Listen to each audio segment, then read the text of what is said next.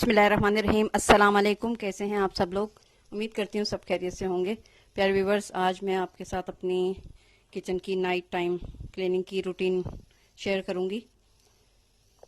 हमारे घर की रूटीन कुछ इस तरह से है कि सब हमारे यहाँ मतलब देर से खाना खाते हैं। रात के तकरीबन 11 साढ़े 11 बज जाते हैं हम लोगों को खाना खाते हुए, और उसके बाद फिर चाय वगैरह का चक्कर होता है, तो तकरीबन 12:30 बज जाते हैं हमें किचन हमारा फिर इस कंडीशन में आ जाता है। देख लें 12:30 बजे तक सब फैल जाता है सब कुछ। अक्सर लोगों के यहाँ होता है ना कि बस जल्दी से ईशा के बाद खाना खा लिया और सिमट जाता है सब जल्दी से, लेकिन हमारे यहाँ लेट नाइट तक किचन में काम होता रहता है, और जिसकी वजह से फिर हमें लेट नाइट ही ये सब सफाई करके सोना पड़ता है।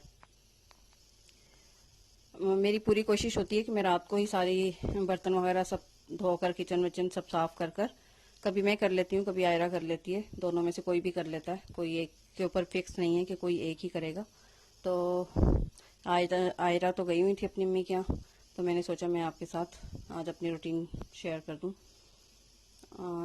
सारे मतलब जो खाना वाना बचा हुआ था सब मैंने टिफ़िन में निकाल के सब रख दिया फ्रिज के अंदर, जो भी बचा हुआ था। तो उसके बाद फिर मैं सारे बर्तन समेट कर सिंक की तरफ कर देती हूँ, और सबसे पहले मैं चूल्हा साफ़ करती हूँ।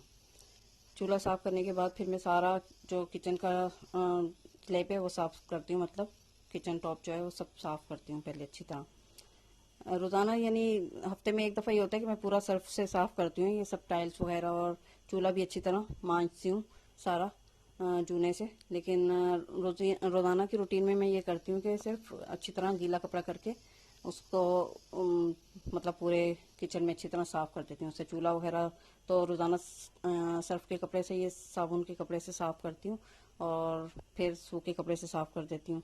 और स्लिप ये है कि दिन में 5-6 दफ़ा तकरीबन गीले कपड़े से सब साफ़ होती है। फिर उसके बाद अच्छी तरह रगड़ के मैं इसके ऊपर कोई ड्राई कपड़ा मार देती हूँ, तो उससे वो साफ़ रहती है।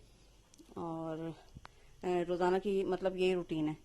रोज़ाना किचन के कैबिनेट वगैरह भी मैं साफ़ नहीं करती हूँ, मतलब हफ्ते में एक दफ़ा ही सारे किचन के जो कैबिनेट हैं उस पर सर्फ के कपड़े से उसको साफ़ कर देते हैं, या गीले कपड़े से सही से उसकी सफाई हो जाती है। रोज़ाना जो जो बस सामने सामने का वो होता है वो सब मैं अच्छी तरह साफ़ कर लेती हूँ। ऊपर से कैबिनेट भी साफ़ एक हाथ मार देती हूँ, ऐसा नहीं है कि बिल्कुल ही सब वो कर देते हैं, लेकिन रोज़ाना की रूटीन में अमूमन यही होता है कि जो सब चूल्हा वगैरह है वो साफ़ होता है, और किचन का जो ये स्लैब वगैरह है ये सब अच्छी तरह साफ़ होते हैं। और बर्तन में धोकर सारे टोकरी में रख देती हूँ, मतलब गीले बर्तन में कभी भी कैबिनेट के अंदर नहीं रखती।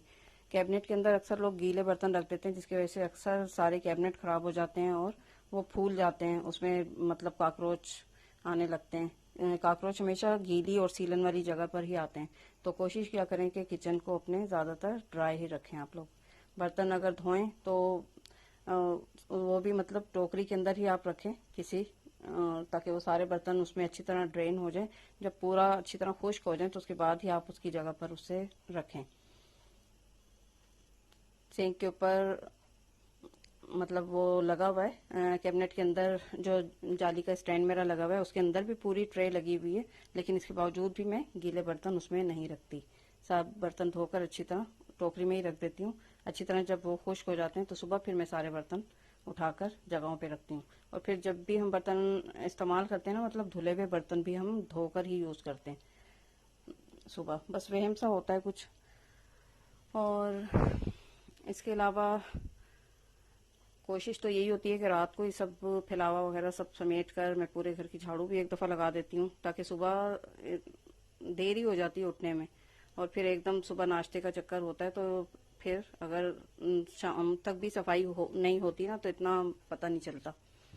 अमूमन 2:30-3 बजे ही आयरा सफाई करती है, तो मैं रात को फिर एक दफ़ा झाड़ू भी लगा देती हूँ पूरे घर की, और सारे बर्तन वगैरह सब धोकर, कभी मैं या कभी आयरा, दोनों में से ही, ये नहीं कि वो नहीं धोती, ऐसा नहीं है, ये सब करके रख देते हैं।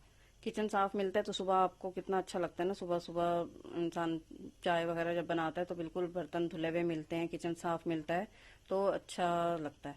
और इसके बरक्स कभी ऐसा होता है, कभी कभार ऐसा होता है कि बर्तन पड़े रह जाएं, तबीयत सही नहीं है या कुछ मसला है, या बहुत दावत भी अगर होती है ना, तो मेरी कोशिश होती है कि रात को ही सारे बर्तन धुल जाएं, क्योंकि वो फिर सुबह भी हमें ही धोने, कोई ये तो नहीं है कि कोई मासी आके धोएगी बर्तन।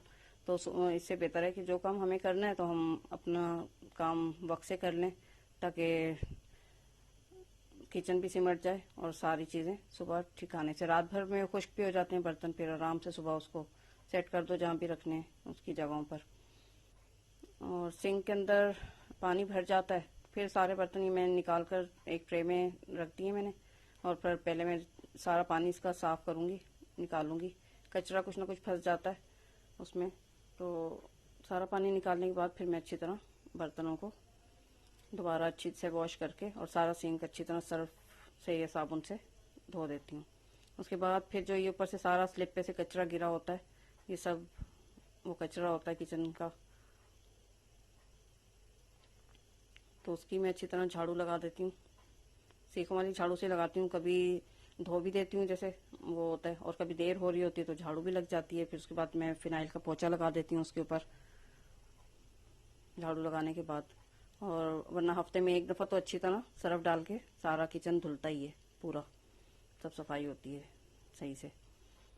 और फिर उसके बाद फिनाइल का पोंछा लगा देती हूँ। और डस्टबिन भी मैं रात को ही, मतलब ये किचन का जो डस्टबिन है ये सब बड़े डस्टबिन में खाली कर देती हूँ, और इसको धोकर उल्टा करके रख देती हूँ। जब तक बर्तन धुलते हैं तो ये भी थोड़ा खुश्क हो जाता है। उसके बाद फिर इसके ऊपर शॉपर चढ़ाकर जो भी इसकी थैली वेली लगाकर, मतलब इसके अंदर, और फिर मैं इसको रख देती हूँ। और जो बड़े कचरे का डब्बा है तो उसको भी मैं बाहर मेन गेट के पास रख देती हूँ, क्योंकि कचरे वाले का कोई टाइम टेबल पता नहीं है, कभी कब आता है कभी कब आता है।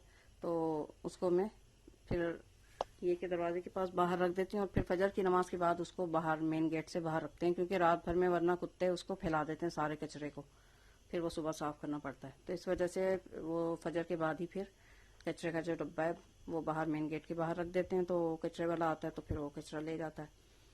और ये देखें जनाब, किचन साफ हो चुका है हमारा। खुद को भी अच्छा लगता है और सुकून मिलता है कि काम हो गया है, चाहे कितनी देर हो रही हो, लेकिन ये काम भी इम्पोर्टेंट है, ज़ाहिर है। तो ये थी मेरी रोज़ाना की किचन क्लीनिंग की रूटीन।